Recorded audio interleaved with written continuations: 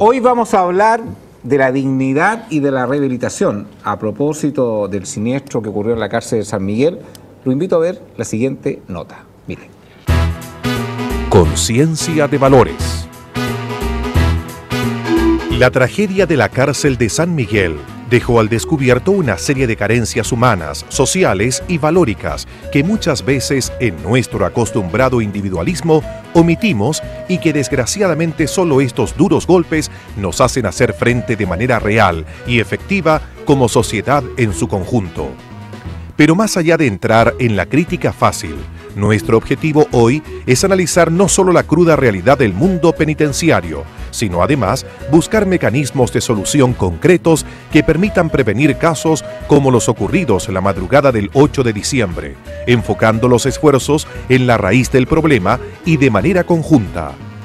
La tragedia de la cárcel de San Miguel, sus causas, consecuencias, enseñanzas y posibles soluciones. El tema a conversar hoy en Conciencia de Valores. Conciencia de Valores.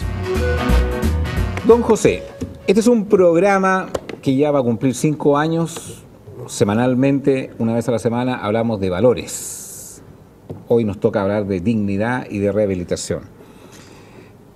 Me gustaría, antes de entrar en profundidad con lo que pasó con este siniestro y de la rehabilitación, si hay rehabilitación, no hay rehabilitación, qué se puede hacer, qué no se puede hacer, porque usted ha navegado por todos los programas de la televisión chilena. Este es un humilde programa nomás, pero que pretende promover valores en la sociedad chilena. Cuénteme la vida de un preso. En una jornada en el día, quiero saber, cuando se habla de la comida, ¿qué come un preso? ¿En qué horarios come? ¿Cómo vive un preso en la cárcel de San Miguel? ¿A qué hora se acuestan? ¿A qué hora se levantan? ¿Cuántos hay por cama, por pieza, por baño? ¿Cómo es la vida de un preso en esa cárcel? Difícil pregunta, porque la respuesta es muy dura y la respuesta quizás avergüenza un poco a la sociedad. Primero, el preso vive en San Miguel en dependencias colectivas. No tiene intimidad, no se le permite. Entonces el auto genera separando los dormitorios con algunos biombos para darse algún espacio. Pero ese espacio tampoco es personal, sino que es compartido por un grupo de pares. ¿Se refiere a la intimidad de la relación sexual? No, me refiero para la intimidad. Un colchón. Un ser humano común y corriente a veces quizás por pudor le gusta cambiarse ropa solo, en privado. Un preso no puede hacer eso. No tiene esa intimidad. No existe. Entonces cuando tratamos de definir qué es dignidad, me pregunto qué es dignidad ahí, o sea, en ese contexto. ¿Cuántos presos hay en un calabozo?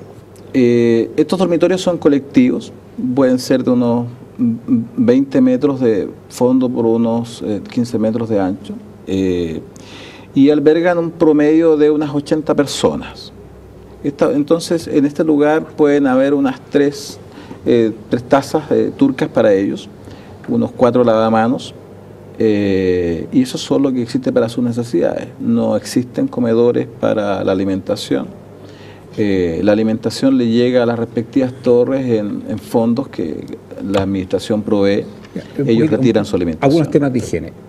Cuando hacen sus necesidades y cómo el proceso de la limpieza, ¿tienen que vivir con esos olores o eso es algo que la propia administración de las cárceles rápidamente, digamos, procesa la lamentablemente el control de plaga y de higiene es autogestión, así que dependiendo de la autogestión es lo que se puede tener en esas condiciones. Los presos de mejor comportamiento, los primerizos, aquellos que no están tan contagiados con la criminalidad, tienen mejores dependencias porque ellos procuran mantener su dependencia saciada. Los reos de mayor estatus delictivo no acostumbran a hacer esos quehaceres. No limpian diariamente. No limpian. Y eso puede estar ahí y son días. extremadamente destructores también. Entonces, las condiciones en las cuales... ¿Eso es un deber, perdón, el de la limpieza de los presos o debería ser un deber de la administración de la cárcel? El Estado definió que en el programa Concesiones, por ejemplo, es un deber estatal.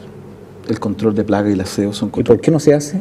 Porque en los penales tradicionales no existe eso. No está diseñado, no está considerado dentro del presupuesto. ¿Pero no tienen comedor? ¿Comen en las camas? Ellos en los dormitorios generan espacios, estos espacios personales tienen multiuso, multipropósito.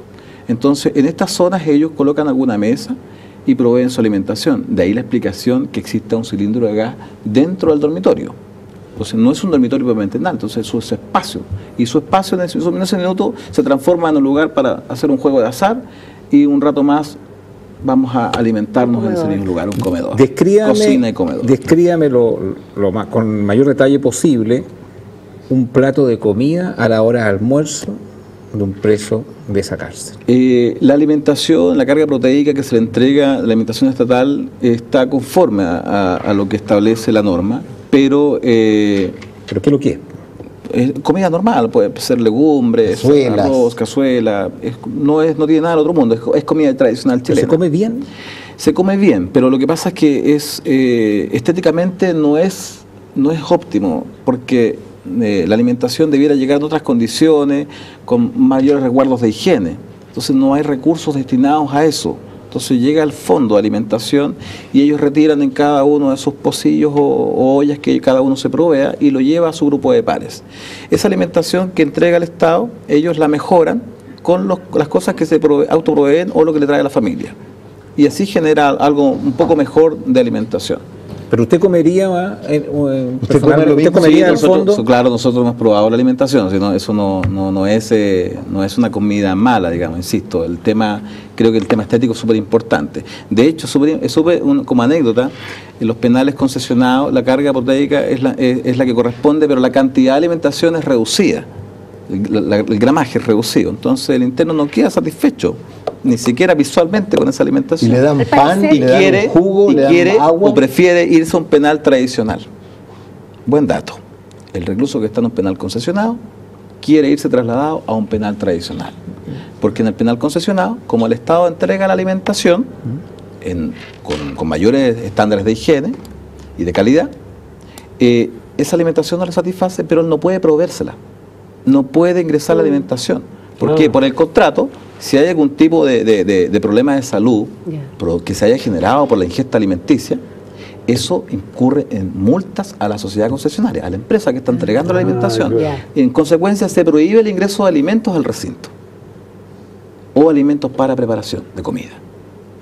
Y el recluso está acostumbrado a comer bien, entonces él quiere trasladar el hábito que tiene en sociedad, en libertad, a la cárcel. José, yo leí el otro día en la prensa que ellos, que muchos presos empiezan como a medirse por lo que los parientes les llevan de comida y empiezan a hacer comparaciones, y yo eso lo encontré terrible. ¿Eso efectivamente pasa así? Es que eso tiene la explicación un poco más de fondo. No es ese hecho que haga el distingo del estatus delictivo. Necesariamente, no. Sino que a nosotros nos cuesta entender esto como ciudadanos, porque gente define la criminalidad como una subcultura. Otros autores dicen que es una anticultura. Y en consecuencia no tienen valores, sino que antivalores. Y la forma y el mecanismo para la resolución de conflictos es la violencia extrema.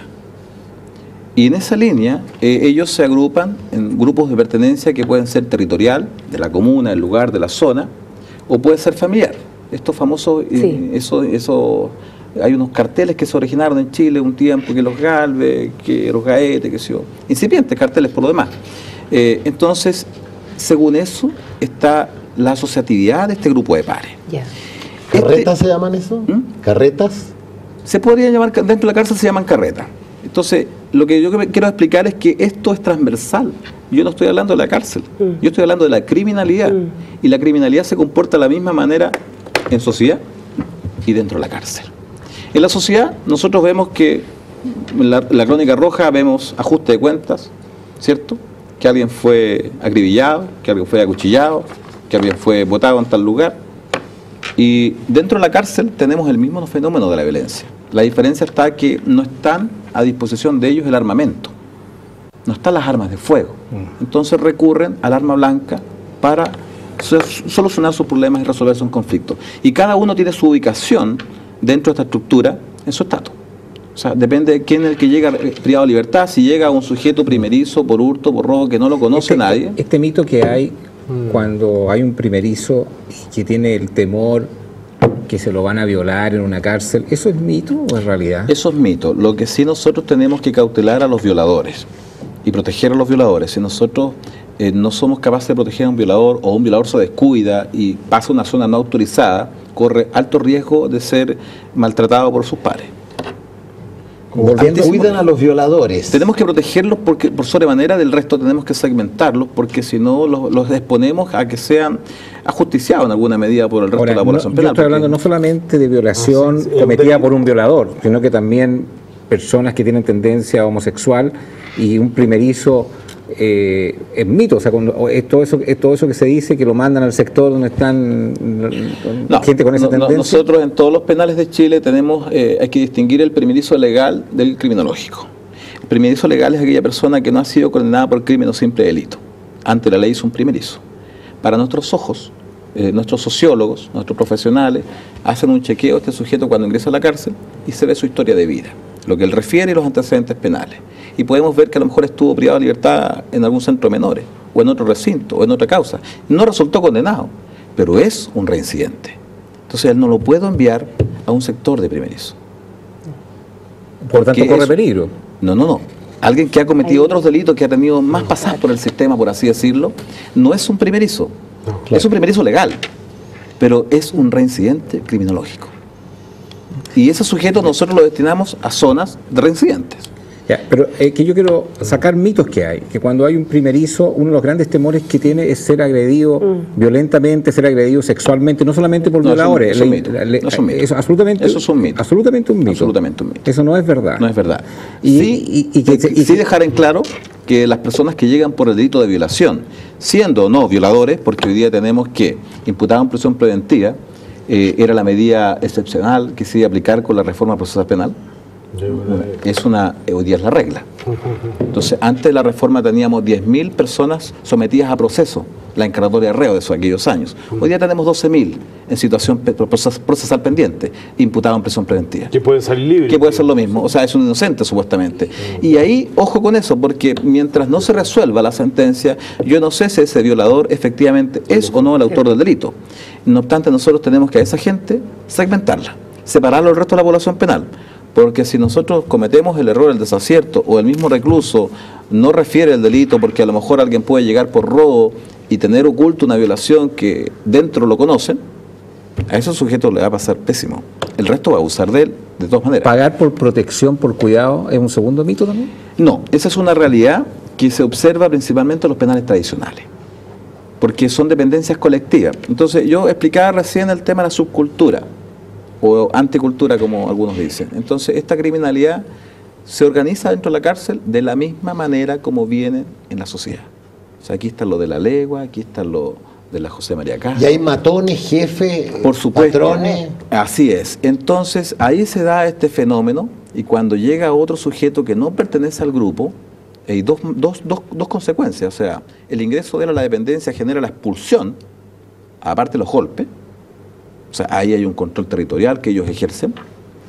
O el mismo sujeto muchas veces se autoagrede, se autoinfiere una herida cortopunzante para salir del lugar. Porque si acusa al resto de los sujetos que lo está expulsando, que lo está amenazando de muerte, es doble castigo, es doble pena.